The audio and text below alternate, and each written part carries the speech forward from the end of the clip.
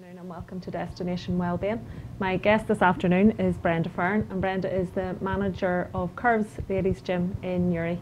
But there are obviously Curves gyms all over the world, Brenda, so you just have the lucky role of managing the one here in Newry, which I believe was the first to open in Ireland. It was one of the first, definitely, in Northern Ireland. So the first week or two of any coming to Ireland at all, Newry was one of the top ones to open. And that's 10 years ago now. 10 years ago in May. Yeah. Excellent.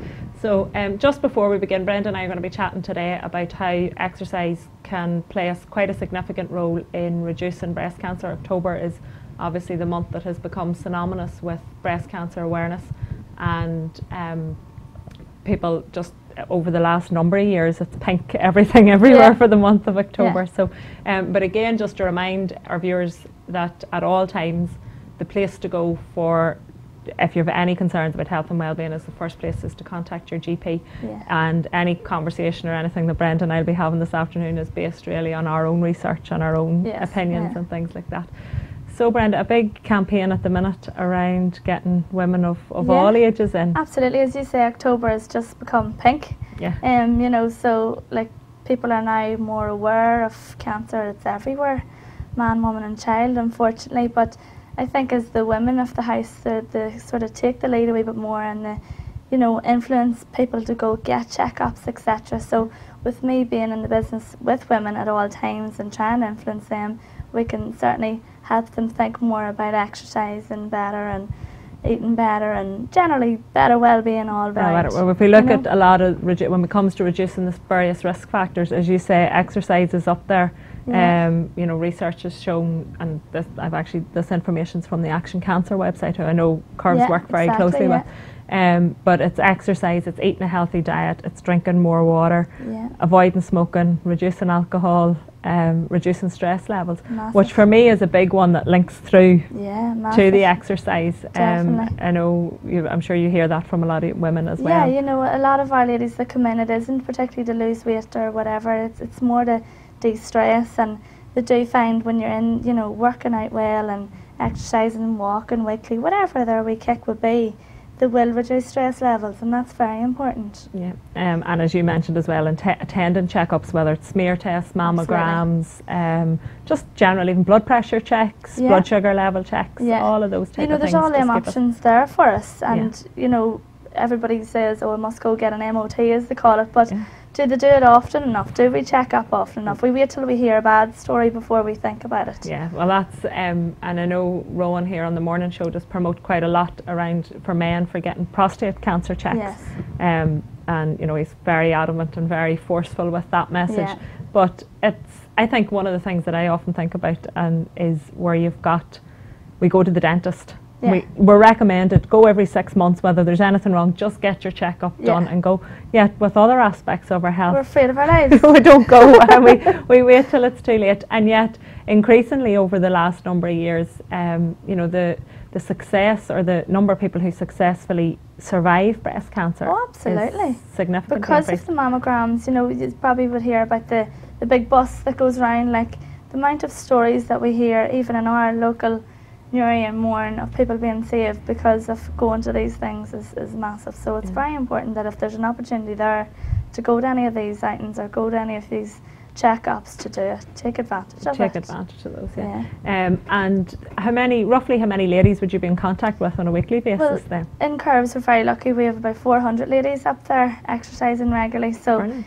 You know, we're very proud to know that the majority of the people in Newry are trying their best to keep fit, and there's lots of gyms in Newry that are busy, which is fantastic. And gyms and everything else, I mean, over the last couple of years, the amount of work that has been done in terms of marathons and triathlons and things like that, Newry must be healthier as a result of all of this, because everywhere you look now, people are well, like we started the marathon, was it 5 years ago now, 4 years ago now, where the marathon started in Newry, and to be it's crazy there was never one in Newry before. It's a good, strong city, why shouldn't we? So I think people sort of see more of these things, the triathlons, the duathlons, the marathons, and they think, I can do that as well, which is brilliant. I can do, and then the smaller ones, the tries and the half marathons and the 5Ks and the 10Ks. I know this year a lot of your ladies took part in the Newry and Mourne. Yeah, we did the Newry and Mourne women's one, which was brilliant. You know, 10K, it was 10K in Estrava.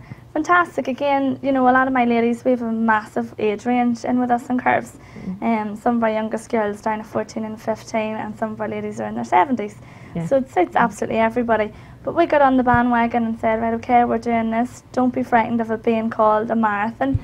That's true. Let's just do it for a day out. Yeah, and enjoy it and brilliant. Have fun. And it doesn't matter, you know, one of the quotes that often gets used by a lot of the fitness trainers, and I've seen Curves using as well, as, you know, no matter how slow you're going, you're lapping everybody on the couch. It doesn't matter.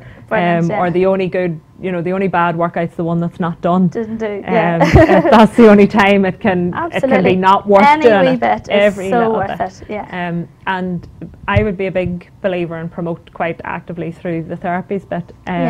Prevention's better than cure, and that's why we exercise. It is. It is. We have to be more health aware. We have to realise that, you know, what's the point in waiting until we become sick to realise that we should have been walking the block, or we should have been doing that way bit more, then we wouldn't have got the blood pressure, we wouldn't have had the heart attack.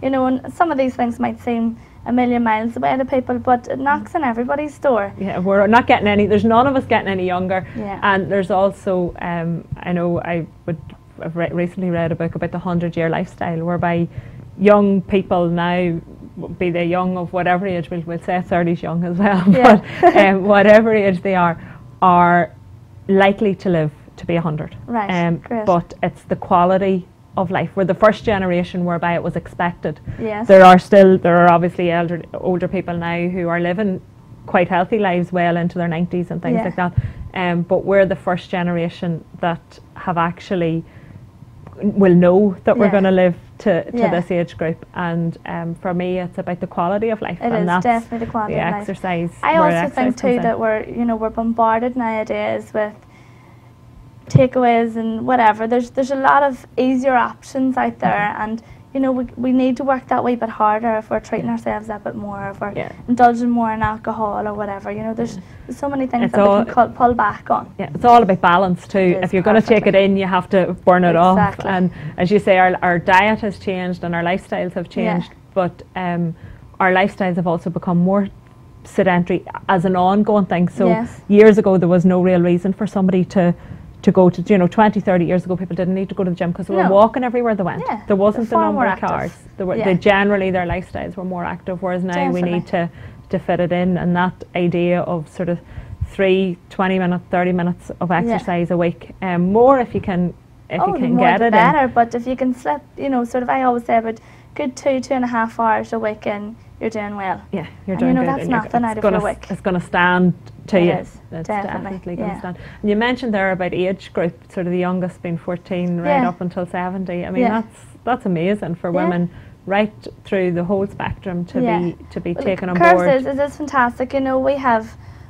kids, mums and granny all working out together. You know, we've aunts and nieces, we've, you know, obviously it's women only, so we're keeping with the female, but you know, there's so many generations and so many people that can sort of come together, even just to bond themselves, do things together. And to have the curve, you know, the curves as their common ground. And there'll be things that would appeal to gran and curves that won't appeal to the grandchild, but you know, they'll all see different sides of it, of what they want to do. And I suppose exercise in general can be that. It can be it can be time, because there's no reason, you know, often you hear, particularly women, and I think it is difficult for women to get the time to exercise. Traditionally speaking, men have always been much more involved in, be it the gym or the running or whatever it is. They're because they've more time. It's time management. It is. You know, women are trying to juggle all the time, and men sort of have that hour. They're going to do their football or whatever it is, and they get there. We are, but women are always trying to juggle the dinners, the kids, the house, the whatever else. But as we look at obesity being a problem with children, there's no reason why they can't join that time together. Be it, let's go out and kick a ball in the park, or go for a walk, take them with you. There's definitely, let's go for a swim, whatever it would be. Activity, full stop, is good. Any form of it. And you know, we all know this is the other side of it. It's not that there's none of it rocket science. But it's trying to get it into our brain. And I would work, or would be quite aware of, it's not what we eat, it's why we eat what we eat. It's not why we don't exercise. It's what's stopping us, what bit of us, because you know, we have a quote there, which is one I love, and Sean will pop it up there hopefully for us, but it's, you know, whoa, I really regret that workout. Yeah. No one has ever said no that. Chance. We all feel better. Yeah, no matter how you do, you'll always have a grin going out the door after doing your exercise, or coming in the door after doing your walk, or whatever the case would be. Yeah. You know, you feel great after it. You know, it's the whole hormonal balance in the body as well that helps us through, but it's making sure that you know that you're going to feel good after, no matter how you feel before you want to start. Yeah, the endorphins are going to be released, and that's really where, and I think when we talk about October being Breast Cancer Awareness Month and things like that, and they talk about how important exercise is in that role, for me that's why exercise is important, because it's feel good.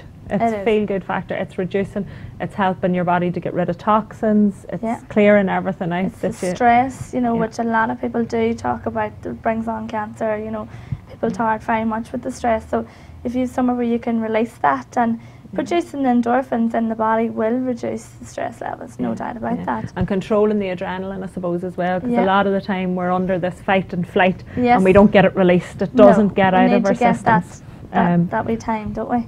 And I think the combined effort as well is that generally if you're exercising, you'll drink more water. Yeah. It's they go hand in hand. Yeah. So. You know, I would have some of my ladies, and they wouldn't touch a glass of water at all, but they come in, the first thing I'll do is go up to the fridge and give them a bottle, whether they want it or not. Yeah. And then as the day goes on, I'll say, you know, fill that up, or go home and get another wee glass, and it just gets you going, and that flushes the whole system out. It's so easy. Yeah. And it's so normal. It doesn't have to be any big exercise. No. It doesn't have to be a big choice. It has to be just small changes. It doesn't have to be an expense either. Yeah. You know, water is one of our necessities, you know. And so like we can survive on water alone, so it's obviously the number one that people forget about.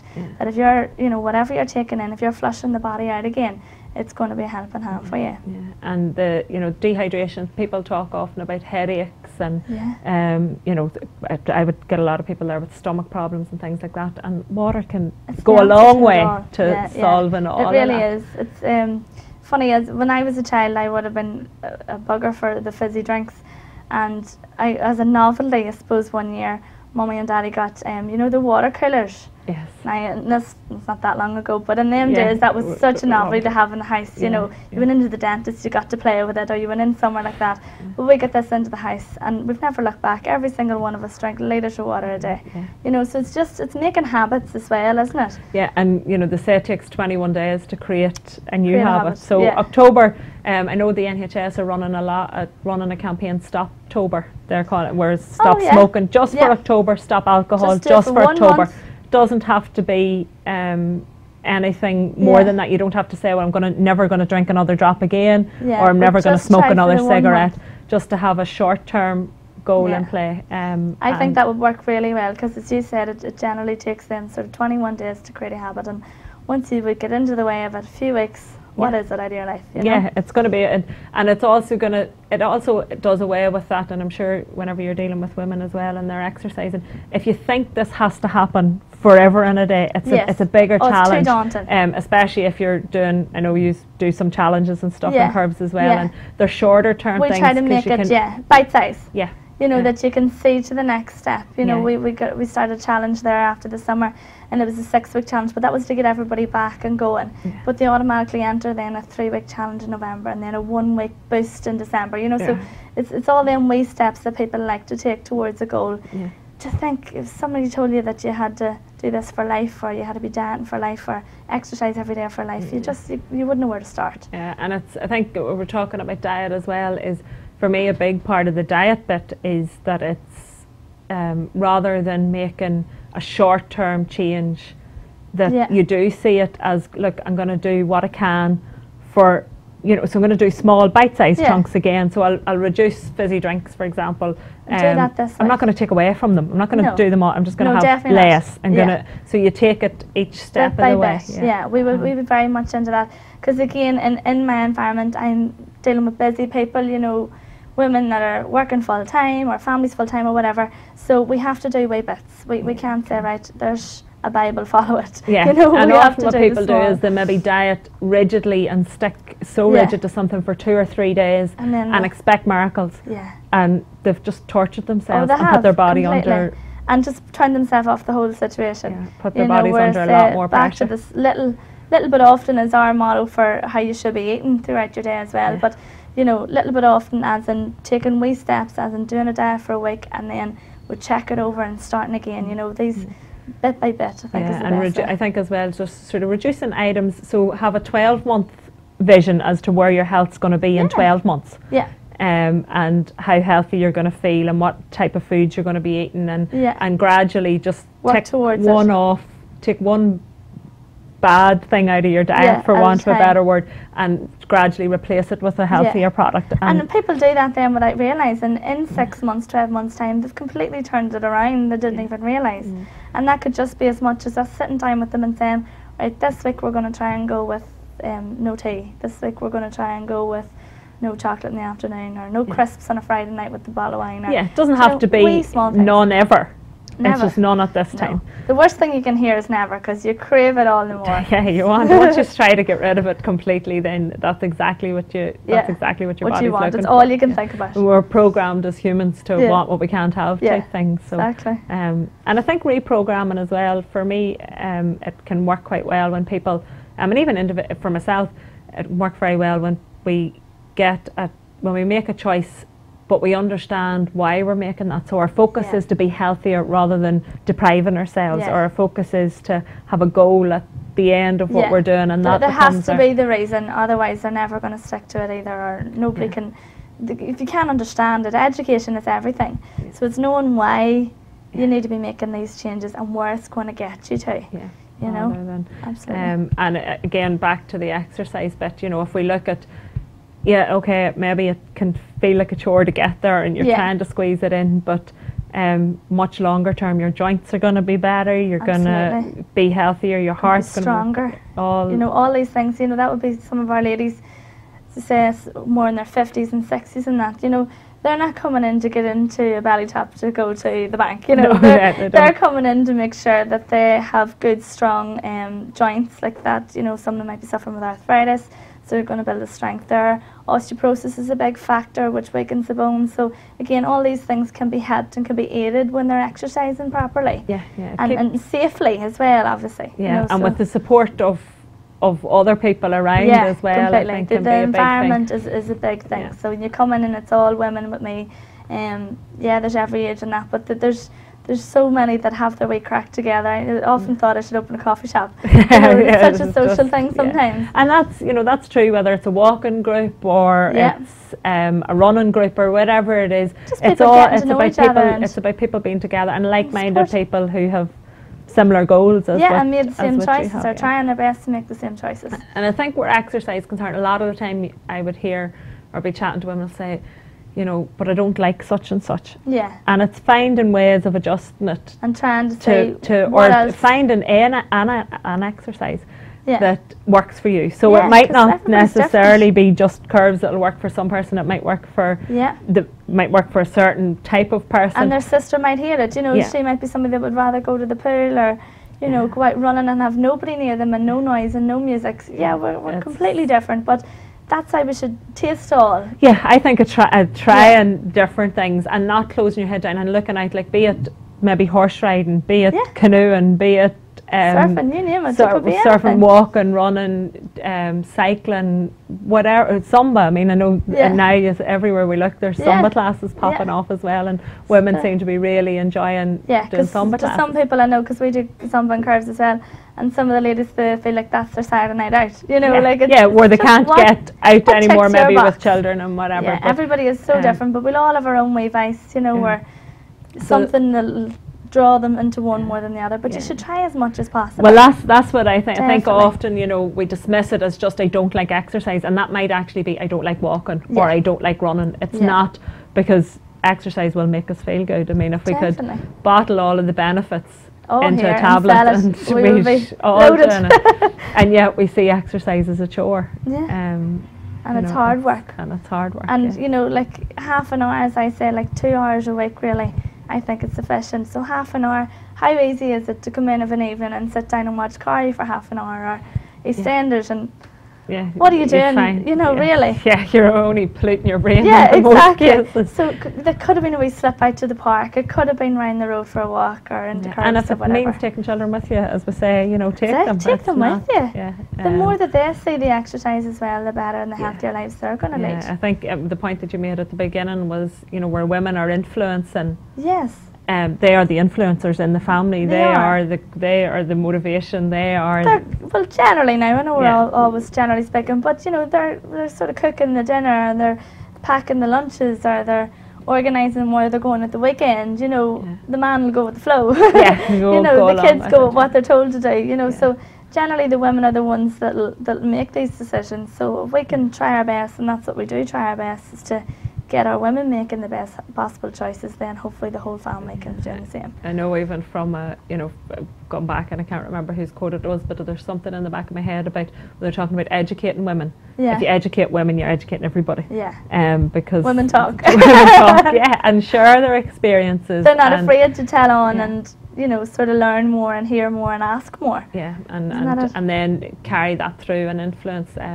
Because, as we say, I know, you know, children's health is becoming, there's increase in diabetes. It's really going through the roof at the moment. Such a scary. And obesity and things like that. And a lot, again, it all comes down to diet and exercise. Absolutely. It's the bottom line, isn't it? It's the bottom line, and it doesn't get more complicated. But I suppose it's why we don't.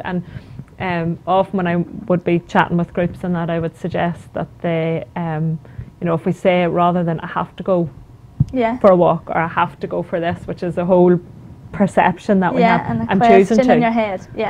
I'm choosing to go for a walk. Why am I choosing to go for a walk? Because I'm going to feel better when I've done it. I'm choosing to go to Curves. Why am I choosing to go? I'm choosing because. Great. And when we change from a have to a choice, a must to the choice, that feels easier. It sits easier with us in some. It does. way. It's like what we said a while ago. When you're told you can't eat such a thing, that's when you crave it all the more. So it's making your brain go with you, kind of, you know, that you're if we can convince this bit to go with the rest, we get the rest to go, and we will be more, you know, there's nothing as bad as feeling you have to do something. If you get up in the morning and say, I have to do the ironing, I have to do the shopping, I have to get in exercise, I have to make dinners, I bet it'll take twice as long to do all them things. It all becomes have to, and it all becomes more burden, and it all becomes stress and pressure, and it just becomes a vicious circle. And you could add something, you know, you could add exercise into that and cause yourself more stress by saying, and on top of all of this, I have to.